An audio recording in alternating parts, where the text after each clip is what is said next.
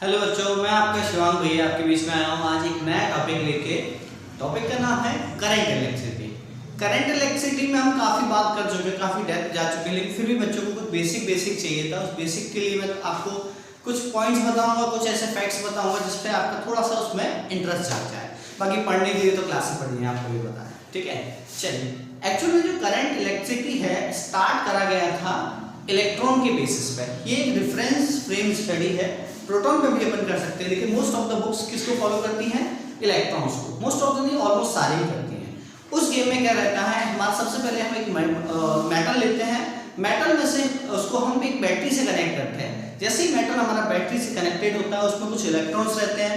Plus minus को attract करता है, माइनस प्लस को अट्रैक्ट करता है। सपोज कर लीजिए इस जगह इलेक्ट्रॉन है, इस जगह आपका प्लस बैटरी चार्ज है, तो ये इलेक्ट्रॉन रिवर्स होके इसके पास आ जाता है।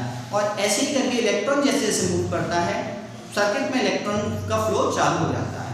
As we know that the rate of flow of current is known as the rate of flow of charge is known as current. जो चार्ज का फ्लो करना ही हमारा करंट का सबसे बड़ा कॉज होता है।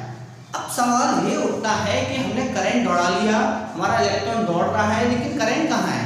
तो जब हमें समझ में आ गया कि करंट दौड़ने लगा, रेट उसकी समझ में आ गई, उसकी डायरेक्शन भी माइनस से प्लस समझ में आ गई, तो उसी के अपोजिट डायरेक्शन में हम करंट की डायरेक्शन डिफाइन कर सकते हैं। Just like positive terminal to negative terminal. ये एक छोटा सा फंडामेंटल सर्किट डायग्राम्स हम आपको इसमें बताएंगे।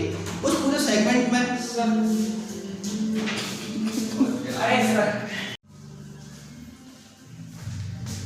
बच्चे आ गए थे, चिल्ड्रन डे है 14 को, तो क्या प्लानिंग करनी है उस हिसाब से।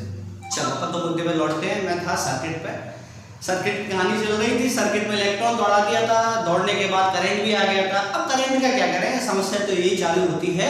तो करंट हमारे पास आ गया, करंट के साथ एक चीज और आपको समझनी चाहिए कि हमने वहां पे कुछ वोल्ट की बैटरी लगाई थी, तो वहां पे पोटेंशियल भी जनरेटेड है, तभी तो करंट हाई टू लो जा रहा था अपना। जब current high terminal to low terminal जा रहा था, पोटेंशियल भी जनरेटेड है। जैसे जैसे पोटेंशियल बढ़ाओगे वैसे वैसे करंट बढ़ेगा, जैसे जैसे पोटेंशियल कम करोगे वैसे वैसे करंट कम हो जाएगा। अरे मतलब इसका मतलब करंट और पोटेंशियल में भी रिलेशन आया। जब करंट और पोटेंशियल में एक रिलेशन आया, तो इस पर्टिकुलर करंट और पोटेंशियल का जो रिलेशन है, जरा ध्यान से सुनना। जो करंट और पोटेंशियल का रिलेशन है, एनालाइज किया सबसे पहले किसने? ओम्स ने। ओम्स भाई ने समझा कि potential is directly proportional to current. Potential हमारा डायरेक्टली प्रोपोर्शनल होता है करंट के।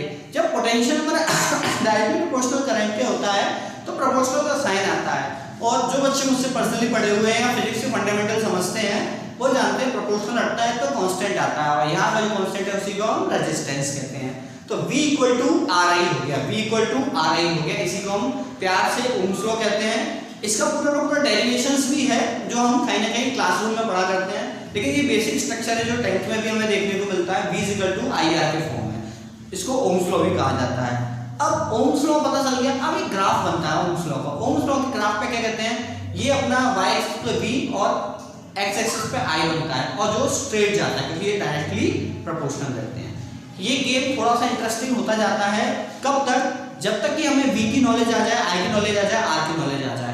अब थोड़ा सा उसको क्या ट्रिकी बनाया जाता है। कैसे बनाया जाता है, दिमाग पे जोर दिया जाए, कैसे बनाया जाता है? ट्रिकी बनाने के फोकस में कि जो हमारा रेजिस्टेंस है उस पर कई क्वेश्चन जनरेट कर सकते हैं, जो पोटेंशियल है उस पर कई क्वेश्चन जनरेट कर सकते हैं, जो करंट है उस पर कई क्वेश्चन जनरेट कर सकते हैं। मैं तीनों में 3 बातें कहूंगा, ठीक है। पहला हम बात करें रेजिस्टेंस पे, तो रेजिस्टेंस में 2 सेगमेंट डिवाइड होते हैं। पहला सीरीज कॉम्बिनेशन, दूसरा पैरेलल कॉम्बिनेशन। अरे सीरीज कॉम्बिनेशन, पैरेलल कॉम्बिनेशन, तो फिर दोनों का मिक्सिंग भी होगी, दैट इज मिक्स्ड कॉम्बिनेशन।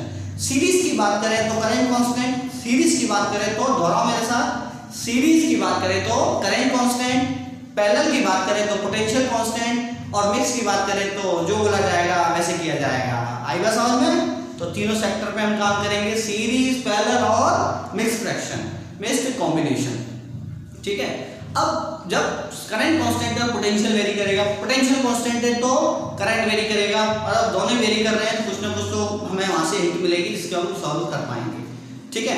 तो ये हमारा बेसिक फंडामेंटल से हमने स्टार्ट किया। यहाँ से हम सर्किट्स में आए, सर्किट से हम ग्राफ्स पे आए, ग्राफ से हम बेसिक स्ट्रक्चर्स पे आए। ठीक है, ये सारी चीजें हमारे पास हमने इंक्लूड कर दी। इसमें आप पियर्सन अगर आप उठाएंगे 10th लेवल पे तो उसमें आपको कलर कोडिंग मिल जाएगी। 12th में तो ऑलरेडी एग्जिस्टिंग है ही पूरा का पूरा सेगमेंट, तो उस पर भी हम बात कर सकते हैं, लेकिन हम उसके बाद नेक्स्ट लेक्चर पे करेंगे। तो आज के लिए हम इसको समराइज करके इसी को यहीं पे क्लोज करता हूँ।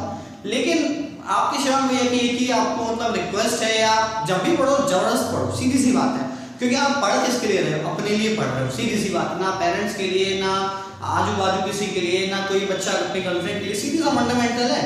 रीजन क्या है, अगर आप ऐसा करते हैं, सिर्फ अपने लिए पढ़ते हैं, तो आप जान लगा के पढ़ेंगे, सीधी सी कहानी है। किसी और के लिए पढ़ते हैं, कुछ समय का मोटिवेशन है, मम्मी ने कह दिया अभी पढ़ लिया, भैया ने कह दिया अभी पढ़ लिया, किसी का फोन आ गया तुमने पढ़ने बैठ गए, लेकिन ऐसे काम ज़्यादा तक नहीं चलता। तो आपको समझने की जरूरत है, काम करने की जरूरत है। मैं काम कर रहा हूँ, आपसे काम करवा दूंगा। चलिए मिलते हैं, थैंक यू।